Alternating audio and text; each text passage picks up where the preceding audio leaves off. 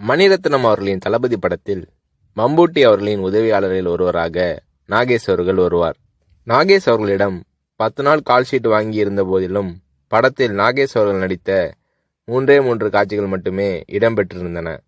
பிறகு ஒரு நாள் ரஜினி அவர்களை நாகேஷ் சந்தித்த போது, மணிரத்னம் என் கால்ஷீட்டை வீணாக்கிவிட்டார், இன்னும் சில காட்சிகளில் என்னை பயன்படுத்தியிருக்கலாம் என்று நாகேஷ் அவர்கள் தன்னுடைய ஆதங்கத்தை வெளிப்படுத்திய போது, ரஜினி அவர்கள் பதிலேதும் சொல்லாமல் புன்னகை புரிந்தார். அவ்வளவுதான்.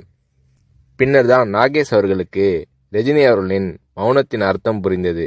ரஜினி அவர்களிடம் பேசிக்கொண்டிருக்கும் போது அங்கே இல்லாத 3வது நபரை பற்றி குறை சொல்லி பேசினால் ரஜினி அவர்கள் அதை விரும்புவதில்லை.